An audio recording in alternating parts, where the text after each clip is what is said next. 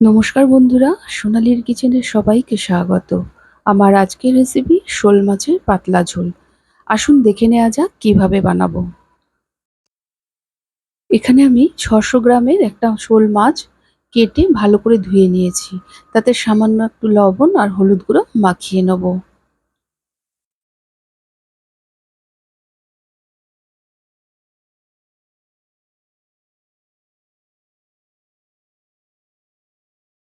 এরপর একটা বাটিতে 2 চামচ জিরে গুঁড়ো নিয়ে নিলাম, হাফ চামচ হলুদ গুঁড়ো, 4টে কাঁচা লঙ্কা বেটে নিয়েছি, হাফ চামচ আদা বাটা, 1 চামচ কাশ্মীরি লঙ্কার গুঁড়ো নিয়েছি। এবার এটার একটা পেস্ট বানিয়ে নেব। আর দুটো মাঝারি মাপের আলু এরকম লম্বা করে কেটে নিয়েছি। এরপর কড়াই গরম হলে কড়াইয়ে 2 টেবিল চামচ সর্ষের তেল দিয়ে দিলাম। তেলটা গরম হলে গ্যাসের ফ্লেমটিকে মিডিয়ামে রেখে মাছগুলো হালকা করে ভেজে নেব। শোল মাছ খুব বেশি ভাজার প্রয়োজন হয় না।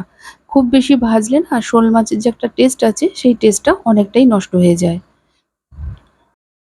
আপনাদের কাছে অনুরোধ রইল, আমার রেসিপিগুলো যদি ভালো লেগে থাকে প্লিজ আমার চ্যানেলটিকে সাবস্ক্রাইব করবেন আর পাশে থাকা বেল আইকনটি অবশ্যই প্রেস করবেন। এতে আমি যাই রেসিপি আপলোড করি না কেন নোটিফিকেশন সবার প্রথম আপনার কাছে গিয়েই পৌঁছাবে। মাছগুলো দুপাশ হালকা করে যখন ভাজা হয়ে যাবে এগুলোকে একটি পাত্রে তুলে নেব।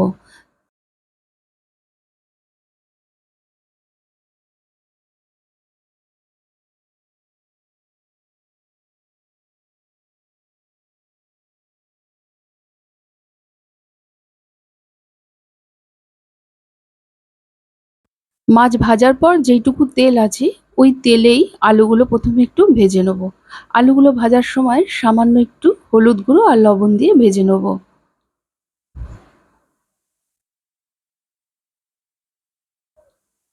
আলুগুলো ভাজা হয়ে গেছে, এবার একটি পাত্রে তুলে রাখলাম।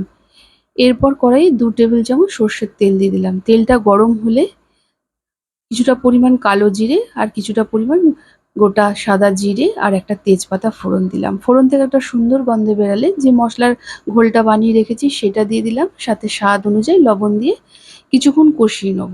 কিছুক্ষণ কষিয়ে নেওয়ার পর ভেজে রাখা আলুগুলো দিয়ে আবারও ভালো করে কষিয়ে নেব।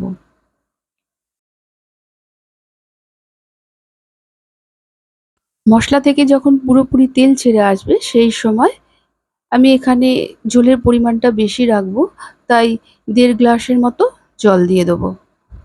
জলটা দিয়ে মশলার সাথে ভালো করে মিশিয়ে নিয়ে গ্যাসের ফ্লেমটিকে হাইতে দিয়ে প্রথমে ঢেকে দেবো। ঝোলটা ফুটে উঠেছে, এই সময় ভেজে রাখা মাছগুলো দিয়ে দেবো। তারপর গ্যাসের ফ্লেমটিকে মিডিয়ামে রেখে আবারও ঢেকে দেবো।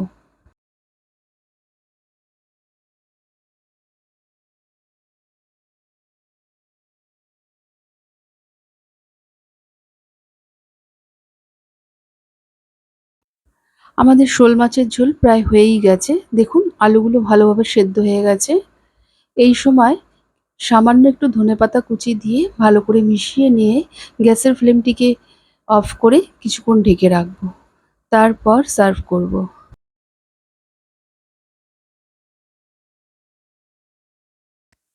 গরমের দিনে এরকম কম তেল মশলা দিয়ে হালকা পাতলা ঝোল আমরা সকলেই পছন্দ করি। আপনারা একবার হলেও এইভাবে বাড়িতে বানাবেন আর কেমন লেগেছে তা আমাকে অবশ্যই কমেন্ট করে জানাবেন।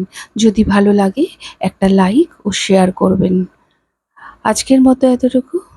আবার হাজির হয়ে যাব নতুন কোনো রেসিপির সাথে। সকলে ভালো থাকুন, সুস্থ থাকুন। ধন্যবাদ।